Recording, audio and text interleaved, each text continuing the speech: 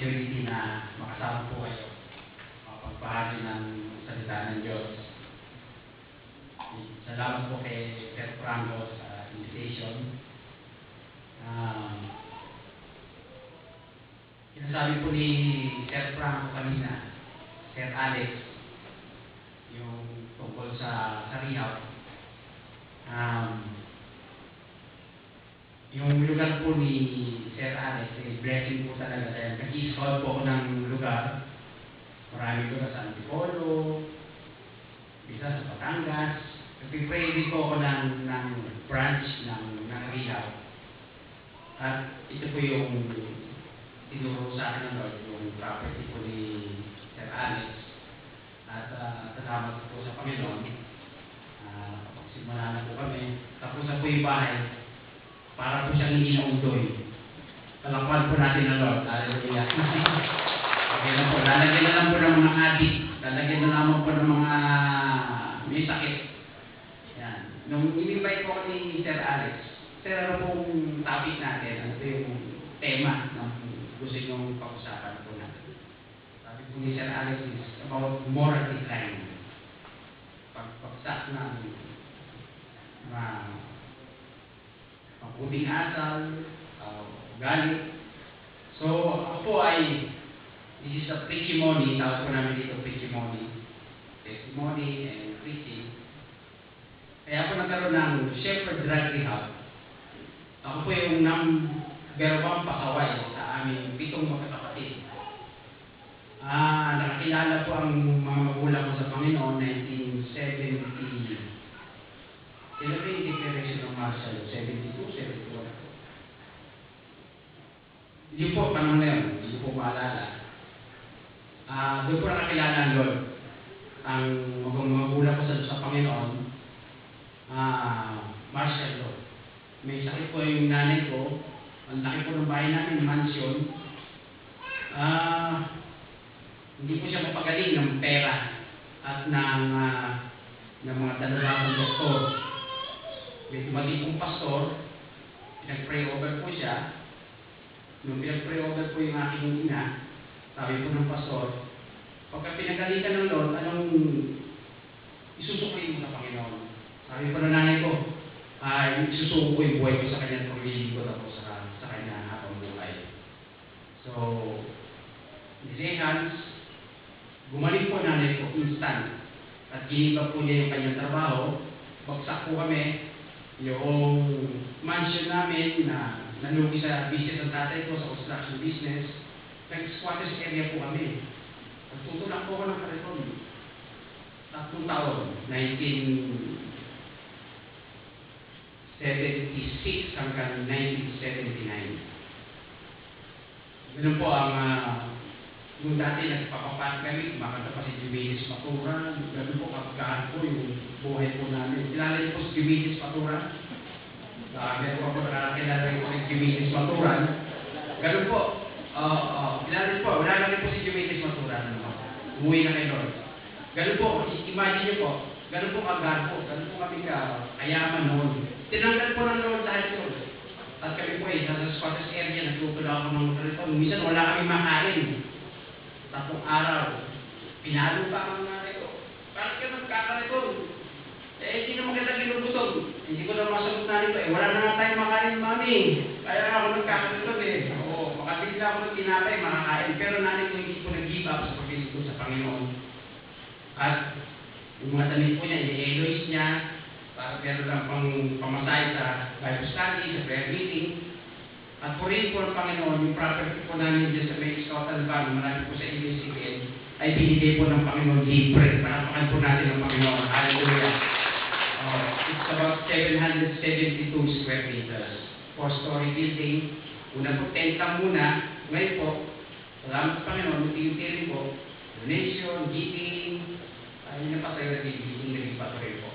Kaya yun yung mga proyekto yung po rito, yung mga lupa-lupa dyan, pag-pray po natin ito sa nasamahan mo sa Panginoon na mag-expand pa po itong inyong simbahan.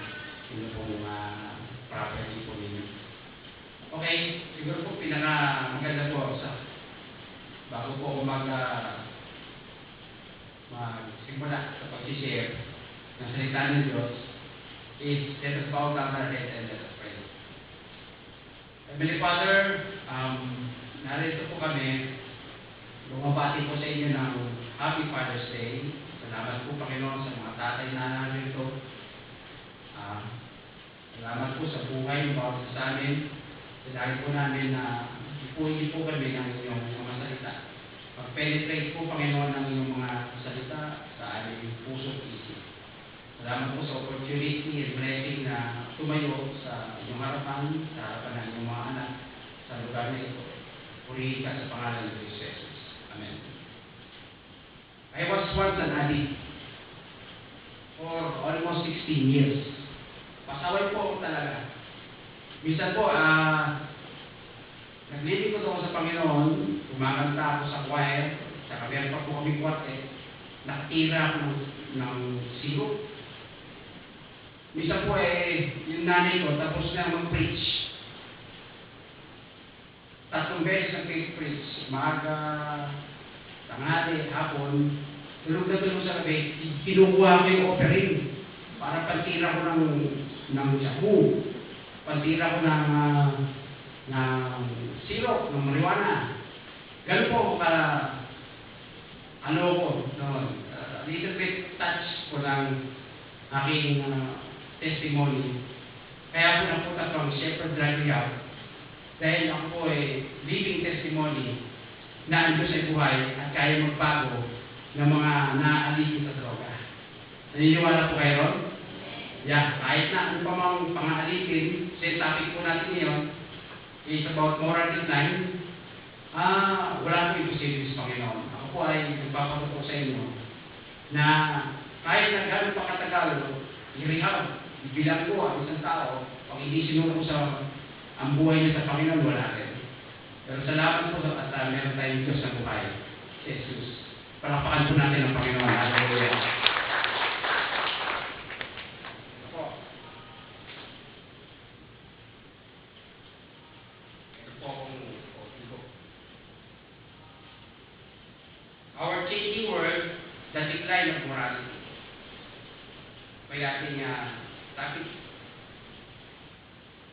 Ngayon po, ang mga drug dependents ay about 3 million. Pataas po ng pataas. Dati po sa survey, ang mga addict ay mas marami yung mga may hirap. Ngayon po, sa survey, mas marami na daw yung mga well-off. Dahil sa malaki siya po ngayon kaya ngayon, ayon sa survey, ang mga maraming mga users ay mga among the professionals and business people and nakakalungkot po yung balita. Bakit po meron po mga ugat kung bakit po nagdodroga sa tao? Family problem, peer pressure, and frustration, etc. Ako po, pinalaki po ako ng magulang ko sa salita ng Diyos, pero tigas pa rin ako, talagang pasaway pa rin ako. Hihilig ko sa Panginoon, nagbibisyo. Wala nang problema sa mga magulang ko dahil sila po ay nakakakilala sa Panginoon. Pero ako po ay nag-wayward. Pinipersecute ko nanay ko noon. Sabi ko sa nanay ko, yung simbahan money making mo lang yan. Nagka-biprit siya, para kalabang ka pera. Ginagano ko nanay ko noon. Talagang persecute ako ng ito. Meron po sa panahon na nanay ko dumuluhod na sa akin, umiiyak, literal. Maning magbago ka na, pinarihab ako, hindi ako nagbago, sa college, 5 kurso, iba't ibang rehab, wala effect. Pero dumating isang madaling araw, sinalubong ako ng Panginoon, hirap na po ako sa buhay ko, sinubong buhay ko sa Panginoon. Instant, ako pipinagaling ng Panginoon at ginawa ko ang pastor. Purihin ng Diyos, palakpakan po natin ng Lord. Hallelujah. Wala pong imposible sa Diyos. Amen? Amen? Amen. Okay. Our changing world, na decline ng moral, hindi lamang po sa droga na alipin kayo ng tao, meron pa po yung tinatawag na, may sa computer, yung Dota ba yun? Dota. Yung anak ko naglalaro niyan. Kaya pag naglalaro yung anak ko, magabi naglalaro. O anak ha, ilan ko lang dyan ha. 30 minutes ka lang dyan, 1 hour, baka makati ka dyan. Hindi ko alam yun, sa computer na yung paparilan, laser, ganyan. There are many forms of addiction. Gusto ko naman po mag-focus ngayon yung sa naranasan ko, yung pagiging addict sa droga. Dati, ngayon po hindi ako nakatira. Hindi ako nakatira. Dati, nagtitigod ako sa bar, magkakanta ako, nakasirap ako. Pero ngayon po, normal ako. Kahit drug test niyo pa ako. Okay. The world started to change. Nag-decline po mundo. Tao, nagsimula pa po nung yung fall of man sa Genesis. Alala niyo po yun? Yung si Satanas, pinukso si Eva. Tapos, ito naman si Eva, nagiging kay... ito naman si Adan, nagiging kay Eva. Doon po nagsimula. Bumagsak yung mundo, yung mga tao, dahil sa kasalanan. Ito po ay contrary sa kung ano po yung intention ng Diyos. Hindi po ito intention ng Diyos na bumagsak ang moral ng mga tao. Yung pag-uugali. Remember, sabi po ng Lord sa Genesis, good. Lahat po ng Christian, good. Good. Many times sinabi po ng Panginoon, good, good. Ang intention ng Lord is yung shalom. Perfect shalom. Yung walang kasalanan, walang pagbagsak ng tao, pero pumasok po ito si Satanas. Kaya dito po nagsimula yung pagbagsak, pagbiglay ng moral ng tao. Naniniwala po ba kayo? You believe? Kung naniniwala po kayo, sabihin po Amen. Apo. So, ito pong moral decline is nakakalungkot. Hindi lamang po sa mga unbelievers, pati mga believers ay evident. Tama po ba? Even the church, pagbagsak ng moral, ang adik, ako po, nanay ko, pastor, yung adik ako, very rampant. At bakit po? Pagbibigyan namin po ako ng isang dahilan kung bakit po. At yan po ay it's because of Satan's influence. Satanic influence. Itong Satanas talaga ito, uso eh. Wala po ito talagang ginawa, kundi talagang manira, magwakas. Sabi po ng Bible, Satan came to kill, steal, and destroy. Siya po yung author eh. Yung nasa Bible school po ako, graduate po ako sa Foursquare Bible School, Foursquare Bible College. Sabi po ng professor namin, nag-joke. Minsan wala nang kinalaman si Satanas sa kalokohan mo sa buhay. Minsan si Satanas nakagano na tao. Minsan daw tayo tao, sinisisi natin, si Satanas. Pero minsan daw, sabi nito pastor na to, walang kinalaman si Satanas, talagang mismo yung tao lang talaga, ang pupumili o gumagawa ng isang bagay na labag sa salita ng Diyos. Even Christians. Bahala na po kayo. Wala pong point of view ron. Pero, as for me, kung tatanungin ninyo, si Satanas po talaga nakakala.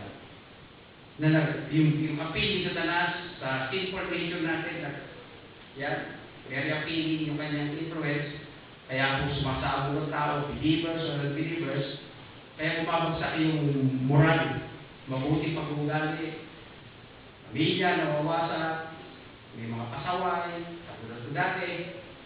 Dahil po sa influensya ni Satanas. Tignan po natin sa Genesis chapter 3.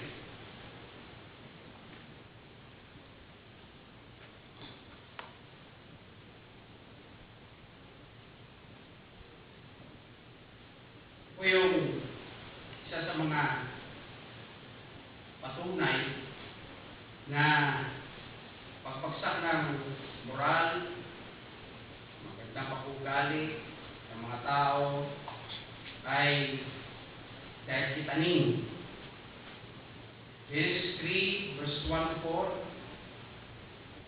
Now the serpent was more cunning than any beast of the field which the Lord God had made, and said to the woman, and he said to the woman, as God indeed said, you shall not eat of every tree of the garden.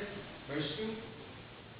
And the woman said to the serpent, we may eat the fruit of the trees of the garden. Verse 3. But of the fruit of the tree which is in the midst of the garden, God has said, you shall not eat it, nor shall you touch it, lest you die. Verse 4. Then the serpent said to the woman, you will not surely die. Dito po, sa text na to, proof, katibayan, na si Satanas talaga ay pasimula ng pagbagsak ng tao. May utos po, maliwanag po utos ng Diyos kay Adan. Una kay Adan. Huwag mo makainin yan.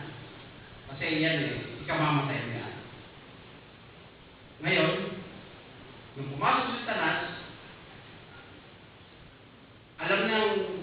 siguro alam ni Satanas, hindi naman po all-knowing si Satanas, katulad ng ating amang nasa langit. Ang ating amang nasa langit lang mag-iisang all-knowing. Hindi po ako naniniwala na si Satanas ay mas marunong pa sa Diyos. Tama? Amen? Iisa lamang po ang pinakamarunong sa lahat, ang Diyos. Siguro tinambahan ni Satanas, hindi ko makukuha si Adan. Kaya tinira ni Satanas si Eva.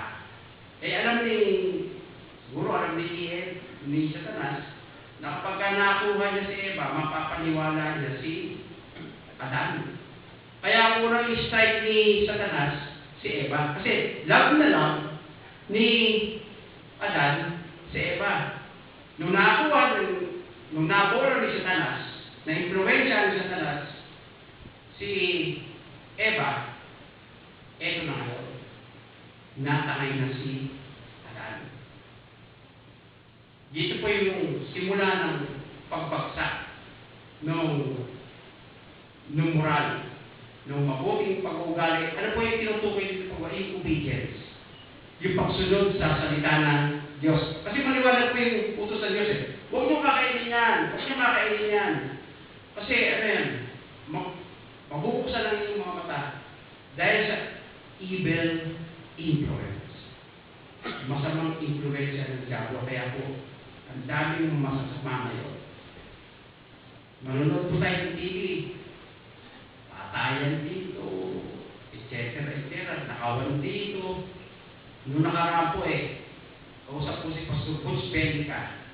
Kung nakakilala niyo po si Pastor Butch Belica, meron po yung lumalapit sa kanya na isang, hindi ko na po pamanggitin, na isang artista na mayaman, ninakaw yung bolt. Nagka-boyfriend yung katulong ng security guard, yung chief ng security dito sa subdivision, ninakaw yung bolt, yung kanyang pinagkakatiwalaan, 10 years na niyang mate, ninakaw, meron po naman na 20 milyon piso at activities. Gano'n na po, yung mga balita, manunod tayo ng mga news, baksak na po yung moral, yung mga pabubuti, pakugali, o yung attitude, behavior ng tao, dahil po sa influensya ni Satanas. Panatay po ba tayo kay Satanas? Sa ating po sa bibig, kaya po marami sa Satanas.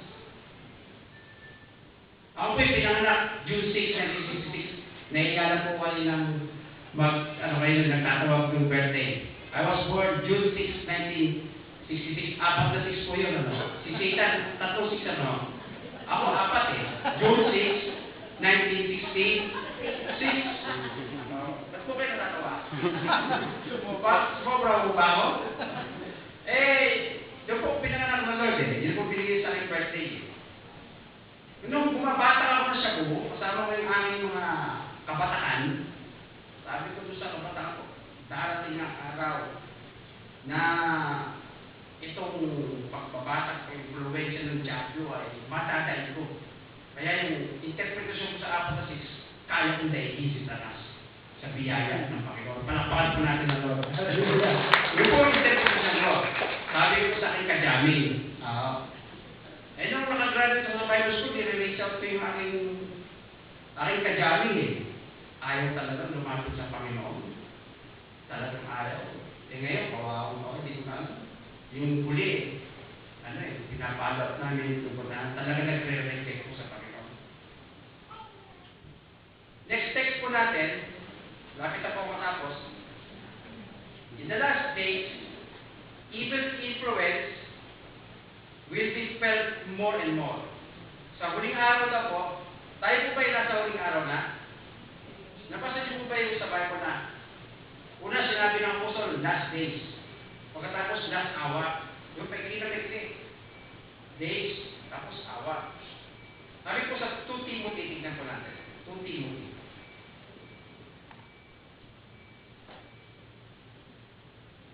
Dapat 3 points po bibigay ko isang point na lang para hindi po kayo bigay. 2 Timothy. 2 Timothy chapter 3, 1 to 7.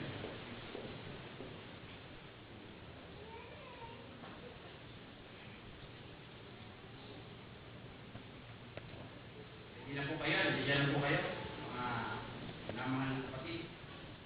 2 Timothy chapter 3, verses 1 to 7.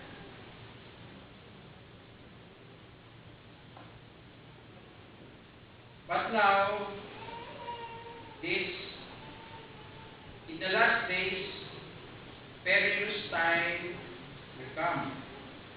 Verse 2, for men will be lovers of themselves, lovers of money, boasters, proud, blasphemers, disobedient to parents, unthankful, unholy.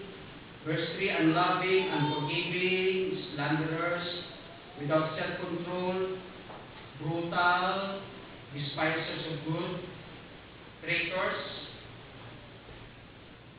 headstrong, haughty, lovers of pleasure rather than lovers of God. Verse 5, having a form of godliness, but denying its power, and from such people turn away. Verse 6, for of this sort are those who creep into households and make captives of gullible women, loaded down with sins, led away by various lusts. That's verse 7, always learning and never able to come to the knowledge of the truth. Sabi ko dito, sa huling araw, talagang lalabas yung magbabago mga tao.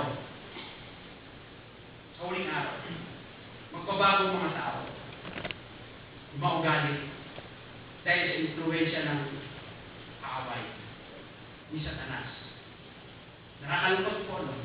Na balita. We are now in the last days. Right? Tayo po ay nasa huling araw na. Next, sabi po sa Romans chapter 1, many will fall by his appeals to the lust of the flesh. Marami na po ang babagsak doon sa pangihikayat ng Diablo sa lust of the flesh. Marami po tayong mga stories. I alam ko po, alam niyo yung ibig ko sabihin. Within the church, outside the church, dahil po sa kagagawa ng kaaway natin sa Satanas. Romans chapter 1, tignan po natin.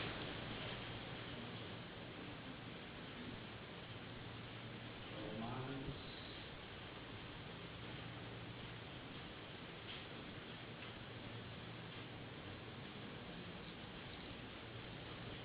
chapter 1, verses 29 to 31.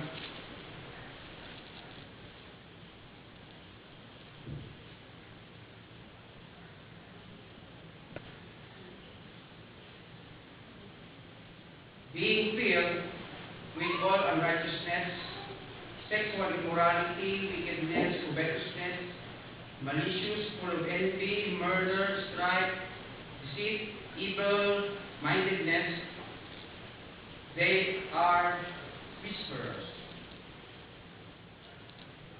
backsliders, backbiters, haters of God, violent, proud, boasters, inventors of evil things, disobedient to parents. Ano naman? Sinabi na naman disobedient to parents. Parang ako. Disobedient to parents. Undiscerning, untrustworthy, unloving, unforgiving, unmerciful. Ito po yung mga, again, mismo ang scripture nagsasabi na very rampant ang pagbagsak ng moral ng tao. Papayag po ba tayo, mga Christians? Papayag po ba tayo? Sino po yung papayag? Ako po nung nagtudroga, hindi naman ako pumapayag Kasi alam ko po yung salita ng Diyos. Lumaki po ako sa church. Nursery, grade 5 years old, nung nakakilala ang mga magulang ko sa Panginoon. Pinalaki nila ako sa church. Inside of me, ayaw ko talaga magdroga. Ayaw ko talaga magbisyo. Pero hindi ko kaya pakilabanan sa sarili ko lang. Kailangan pala merong divine power. Meron palang dapat na higher power, which is God, which is Jesus. Palakpakan po natin ang Panginoon. Hallelujah. Sa katotohanan na po, the world is sick. Ang mundo po ngayon na ginagalawan ay may karamdaman. Tama po.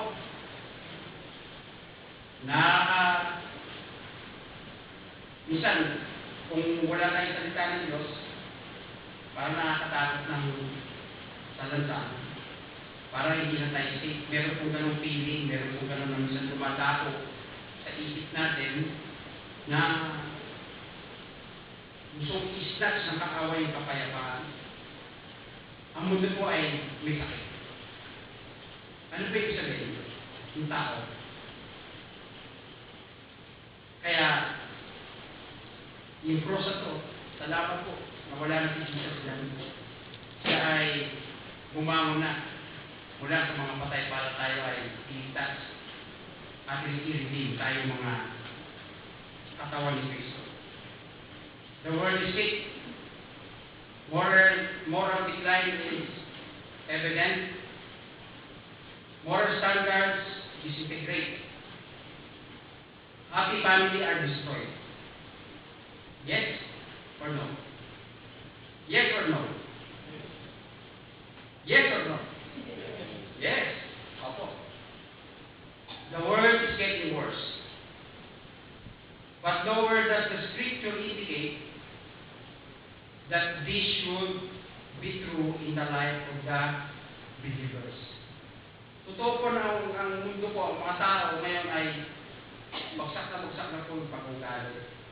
Hindi na naniniwala sa Biblia, mga kalokohan, karamihan, kasalanan. Pero wala po tayong makikita sa Biblia na magsasabi na dapat paging ganito ang buhay ng mga mananampalataya. Tayo mga mananampalataya. Wala po tayong makikita from Genesis to Revelation na among us Christians ay dapat maging ganito. Kasi meron tayong tagapagligtas si Jesus, namatay sa krus, muli na buhay, At mas makapangyarihan po ang dugo ni Jesus, ang kanyang espiritu, laban sa kasalanan. Palakpakan po natin ang Lord. Hallelujah. Hallelujah. Hindi po tayo papayag. Tama po ba? Kaya nagkakatuo po yung tirahan namin ng kadyalin ko na 4 na sisis ako. Nagkakatuo, hindi ko po ginawa. Ang Panginoong Isus po ang tumupad. Sabi ko ron na darating ang araw itong pagbabata ko nito ay madaday ko sa tanong sa buhay ko. Yun po ay pinatunayan ni Jesus sa buhay ko. Palakpakan po natin ang Panginoon. Hallelujah. Glory to God. Hallelujah. Praise the Lord. Kaya sabi po na 2 Corinthians 5:17, ito po isa sa mga favorite verses ko. If anyone be in Christ, he is a new creation. All things are passed away. Behold, all things are become new. This is partial. Itong pagbabago partial. Walang perfect na Kristiyano. Tama po. Kahit pastor, wala po perfect. Ito pong 2 Corinthians 5:17, this is just partial. Yung pong completion ng pagbabago natin, tayo lahat ng mga Kristiyano, pag tayo po ay kinuha na ng Lord at kasama na natin siya, meron na tayong katawang katulad ng katawan ng ating Panginoon. Tama po. Dahil sa loob ng bahay, nagkakasabutan kayo ng asawa, nagkakasigawan, nagkakatampuhan, etc. etc. Pero huwag po tayo susuko. Mabuti po ang Panginoon. Kaya may katang, little by little. Hindi. Kaya po tayo baguhin ng Panginoon. Wala pong imposible sa Panginoong Jesus. Sabi po ng Biblia. Sabi po sa Galatians 2:20. Tignan po natin Galatians 2:20. Galatians 2:20.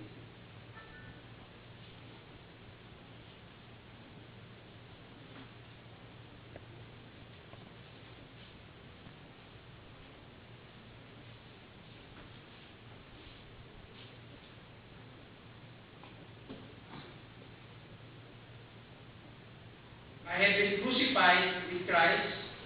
It is no longer I who live, but Christ lives in me. And the life which I now live in the flesh, I live by faith in the Son of God, who loved me and gave Himself for me. Yung buhay daw, sabi ni Apostol Pablo, itong buhay ko ngayon na ginugugol ko, ay ginugugol ko para sa Panginoon. Ako ay napako kasama ng Panginoon Jesus. Si Pablo po yan po mamamatay tao, tama mo ba?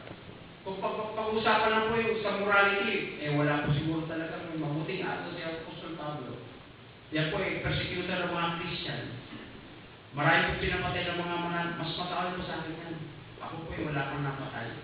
Pero si Apostol Pablo, mga Christian po pinapapatay niya. Tama po ba?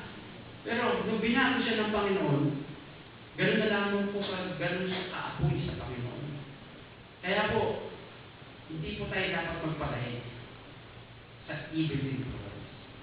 Meron po tayong salita ng Diyos. Meron po tayong dugo ni Jesus. Meron po tayong pangalan ni Jesus. Mahal na mahal po tayo ng Panginoon. Hindi po natin kaya sa sarili natin. Pero sa Panginoon, kaya-kaya po. Kung meron po kayong mga problema, lahat po tayo may problema. Sabi po kanina ni Sir, mga problems, business, church, everything, lahat po talaga yung nararanasan natin. Pero God is good. Hindi po tayo pababayaan ng Diyos. Last,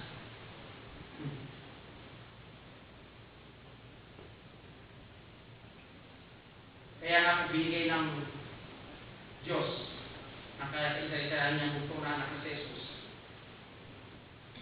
para sa atin. Para tayo ay ma-deliver sa kasalanan. Kasi He looks at us as if we have done anything. Kasi without wrinkle, without spot, dahil po sa dugo ni Kristo Jesus. Ganun po kakapangyarihan ang dugo ni Jesus. Napakabuti po ng ating Panginoon Jesus. Na ating amang nasa langit. Pinayubay niya yung kanyang buhay sa krus ng Kalbaryo para po sa ating lahat ng mananampalataya na kahit na hindi tayo perfect, pag namatay tayo, once we declare death, tingin po sa atin ng Panginoon ay walang kasalanan dahil sa dugo ng Panginoon Jesus. So, meaning to say, hindi po natin kaya talaga dahil lamang po sa biyaya at dugo ng ating Panginoon sa Kristo. Ano po ang solusyon? Alam po itong solusyon. Dahil po sa ganitong sitwasyon ng moral decline, moral declination, wala na po ibang solusyon kundi ang Diyos. Tama po ba? Mga sir, mga ma'am? Kaya po sabi po ng James chapter 4, verse 7, submit to God, resist the devil, and he will flee. Submit to God, una, submit tayo sa Diyos, and then, we can resist the devil. Talo na siya, 2,000 years ago. Talo na siya. Nandadaya naman siya. Huwag po tayo padaya sa biyaya at tulong ng ating Panginoong Yesu Cristo. Palapakan pa natin ng mga tayo. Tayo po natin ito ngayon, and asa pa si Sir James ba yun? Ating James na. Tayo po natin Paul ng Lord.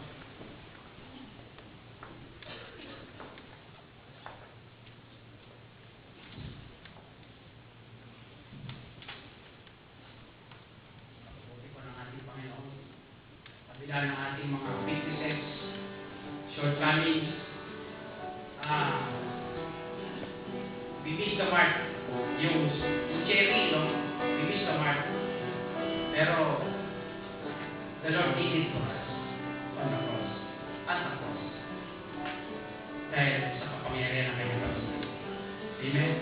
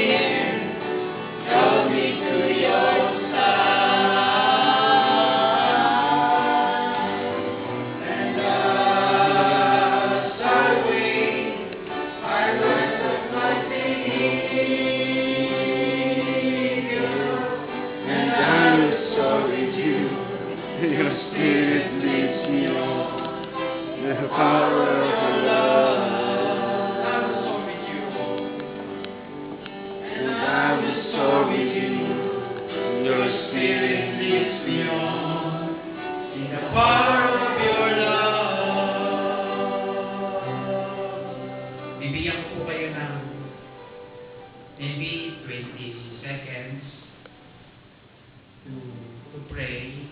Ano po yung kailangan po dito na po ng Panginoon.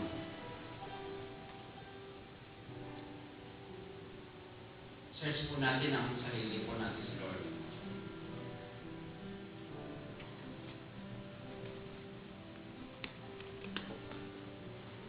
Sabi ni James chapter 4 verse 7. Submit to God. Resist the devil and he will flee from you.